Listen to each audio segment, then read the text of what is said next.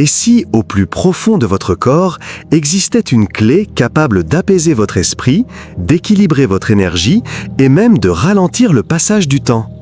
Un point secret, minuscule, presque invisible, mais si puissant que les civilisations anciennes le considéraient comme la porte de la sérénité.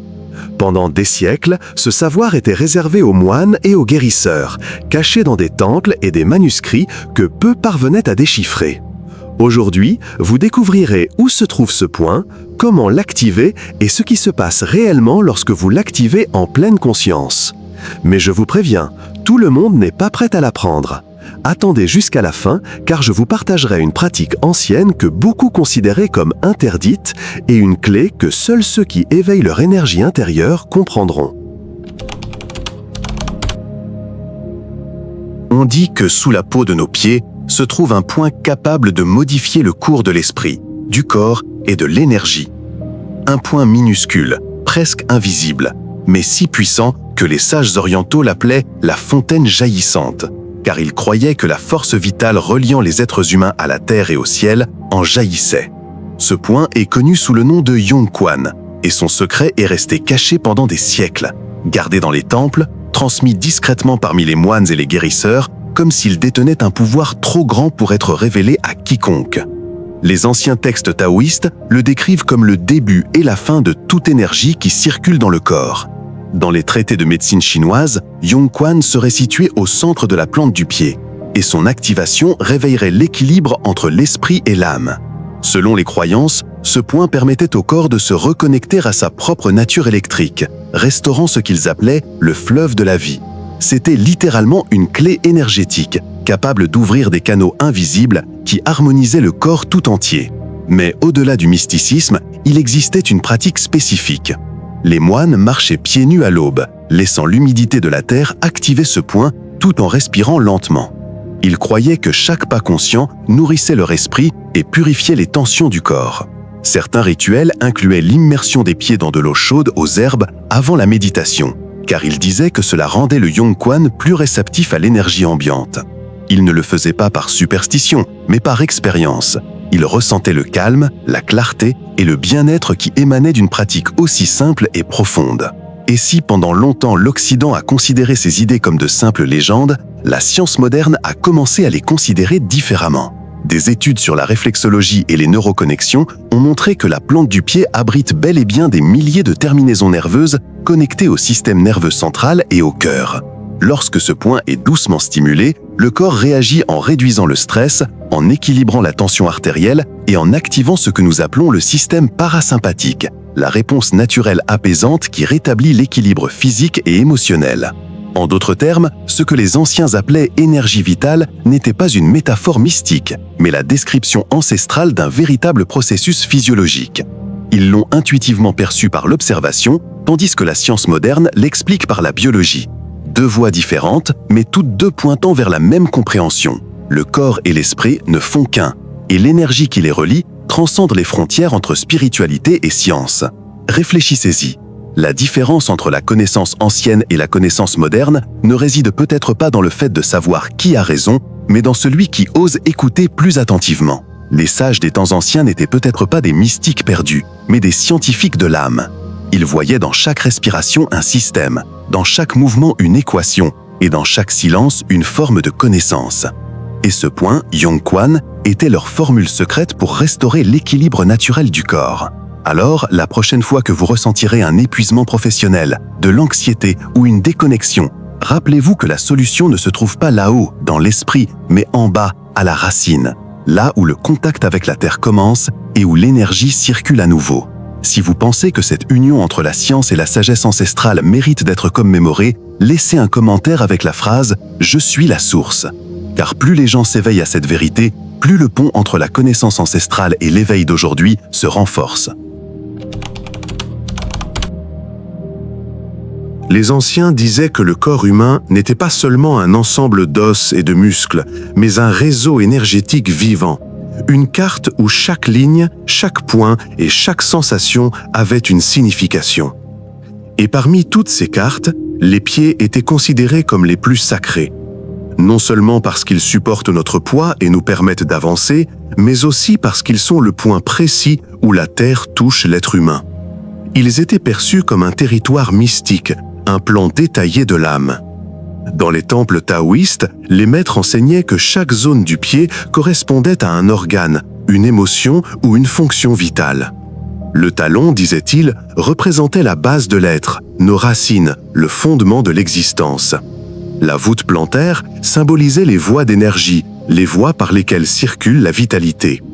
Et les orteils, le pont vers l'esprit, la pensée, l'intuition, la vision du futur. Tout était connecté, et comprendre cette carte, c'était comprendre le langage secret du corps. Mais un point ressortait particulièrement, Yongquan, la fontaine jaillissante. Il est situé juste sous la plante du pied, entre le talon et les orteils, un peu plus près du centre. Les sages affirmaient qu'une porte invisible se trouvait là, là où l'énergie terrestre montait vers le cœur humain. Chaque fois qu'un moine méditait, il y concentrait son attention, imaginant un flux de lumière s'élevant lentement du sol jusqu'à sa poitrine, éveillant calme et clarté. Il disait que c'était le point où la vie elle-même respirait en nous. Ce n'était pas qu'une croyance. Lors des pratiques de guérison, les guérisseurs exerçaient de légères pressions sur Yongquan tout en guidant la respiration du patient.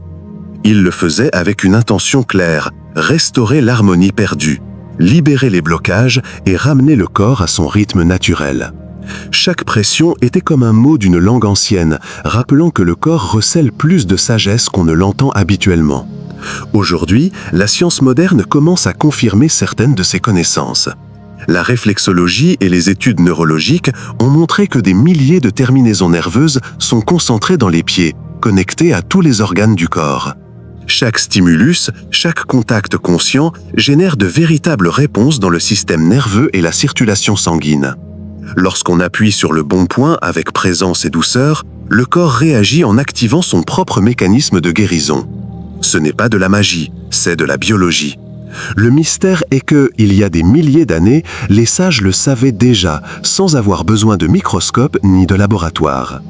Et pourtant, il existe une chose qui ne peut être mesurée scientifiquement, l'intention. On peut appuyer sur ce point 1000 fois sans rien ressentir, si on le fait précipitamment ou sans connexion. Mais il suffit d'une seule pression, d'une respiration consciente et d'une intention claire pour que quelque chose s'enflamme en soi. Le corps le reconnaît.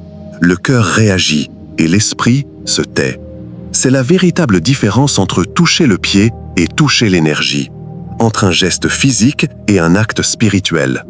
Le premier apaise un instant, le second transforme de fond en comble.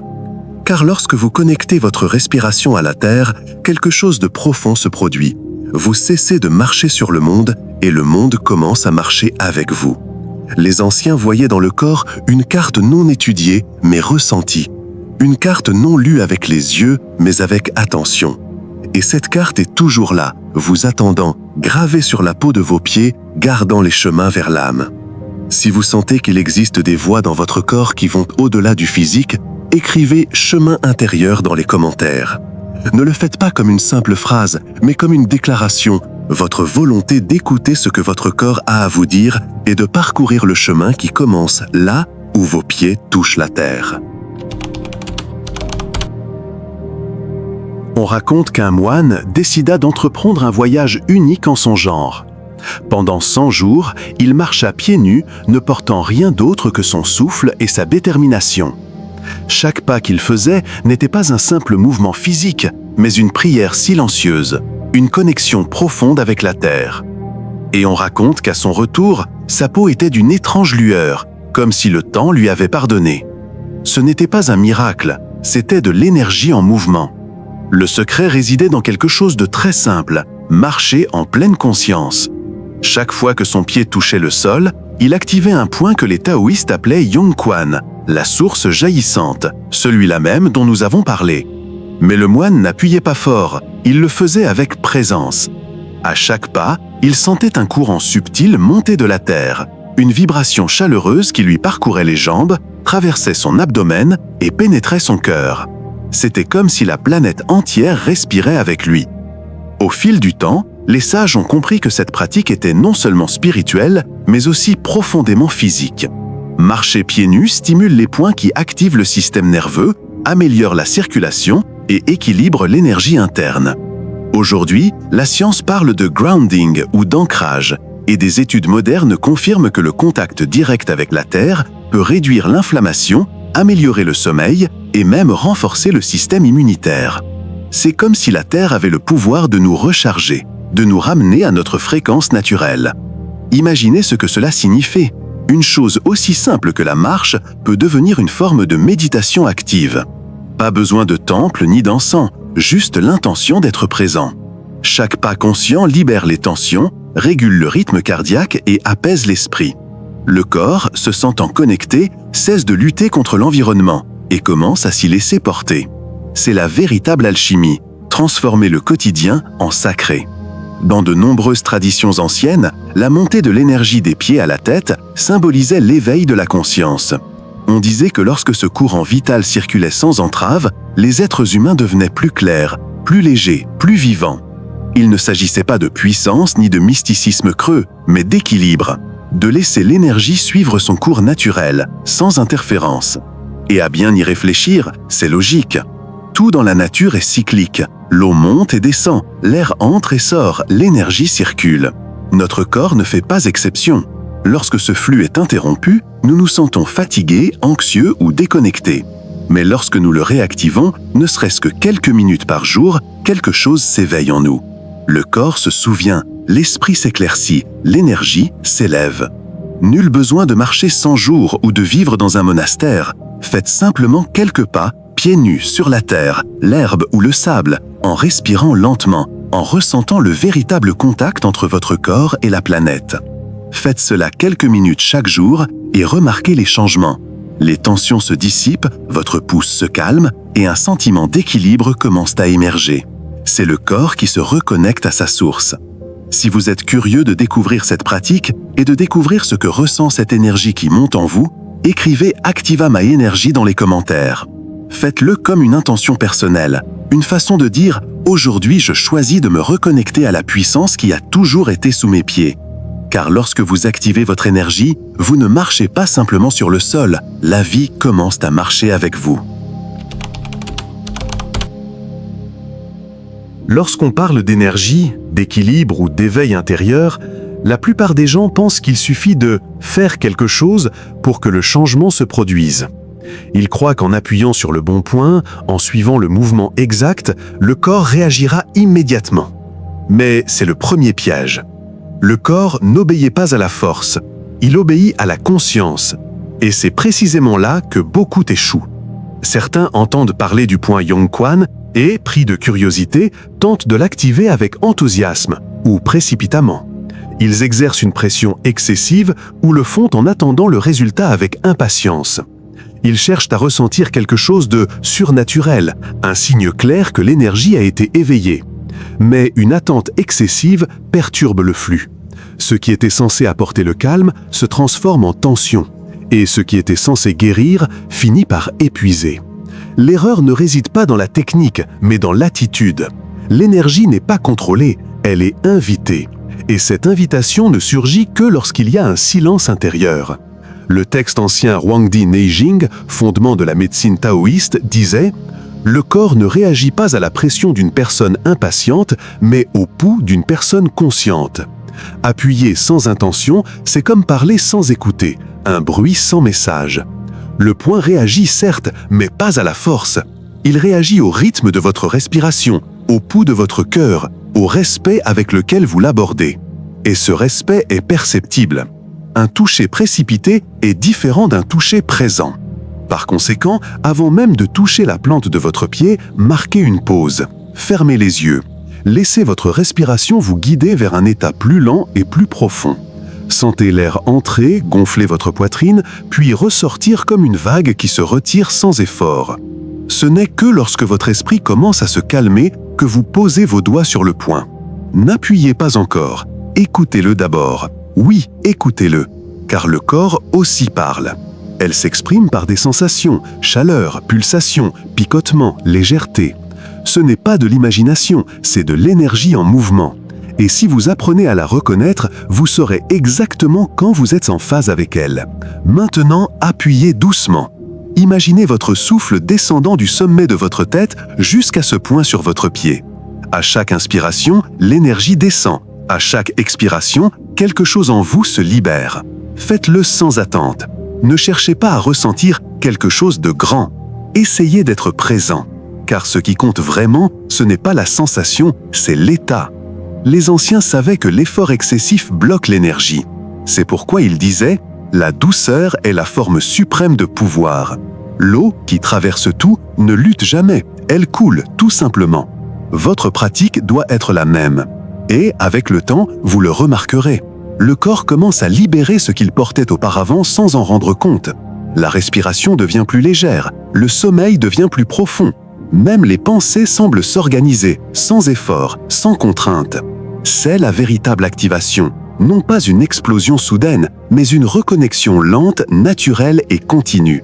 Alors, ne cherche pas de résultats immédiats.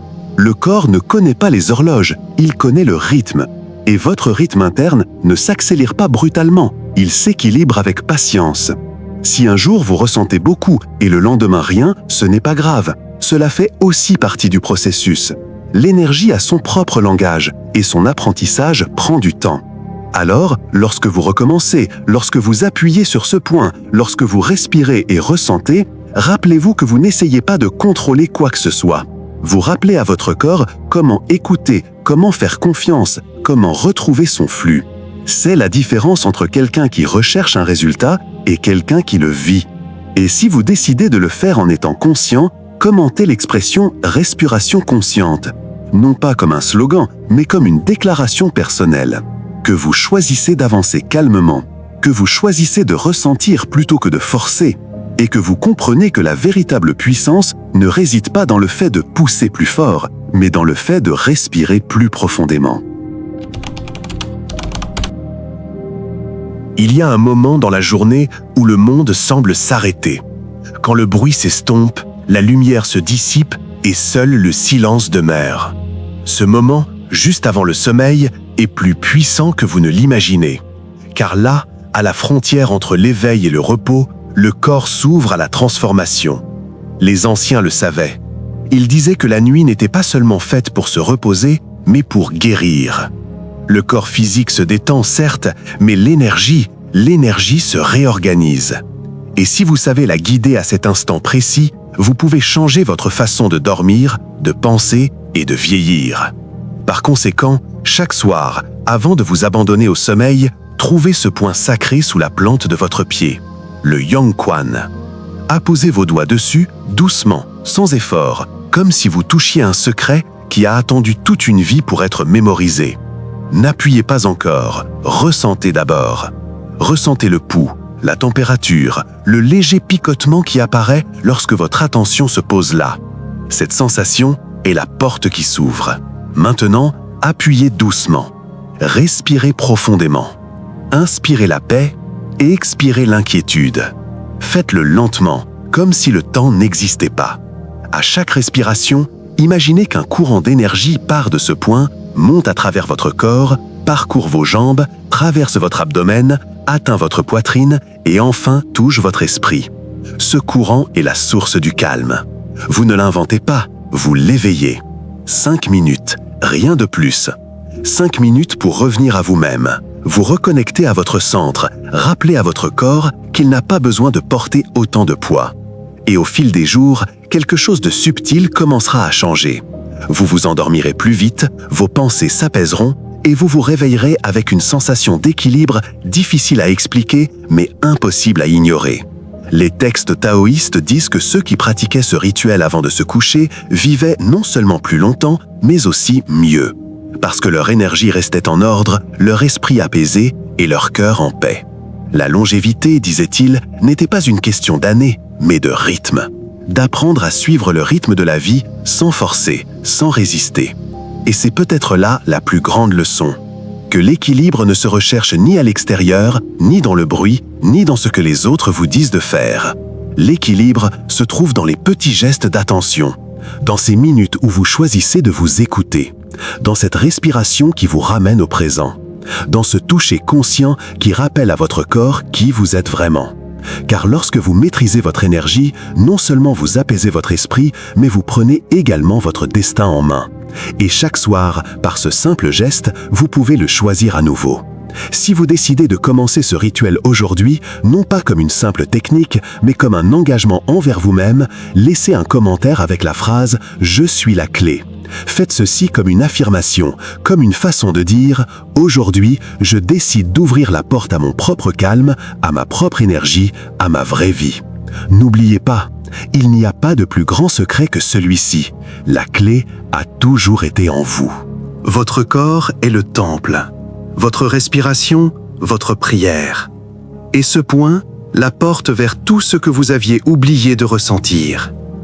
Au cours de ce voyage, vous avez découvert que vous n'avez pas besoin de formules compliquées, ni de secrets inaccessibles. Juste de l'attention, juste de la présence. Car apprendre à écouter votre corps vous montre le chemin vers l'équilibre. Chaque respiration vous rappelle que la vie se déroule en vous et non à l'extérieur. Chaque contact conscient est une conversation silencieuse avec votre propre énergie.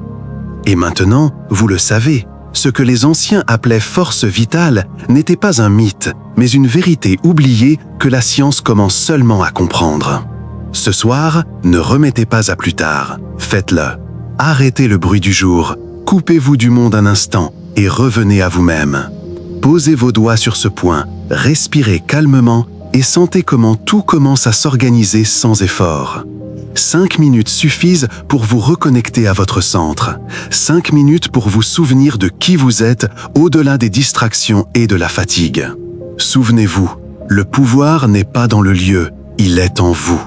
Ce petit geste, fait avec intention, peut ouvrir la porte à un nouveau mode de vie, plus calme, plus conscient, plus présent. Et si écouter ceci vous donne l'impression que quelque chose en vous s'est allumé, partagez cette vidéo. Peut-être que quelqu'un d'autre a besoin de se souvenir de ce que vous venez de redécouvrir.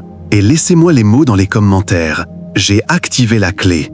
Que ce ne soit pas une simple phrase, mais une déclaration. Une façon de dire « Aujourd'hui, je décide d'éveiller mon énergie intérieure ».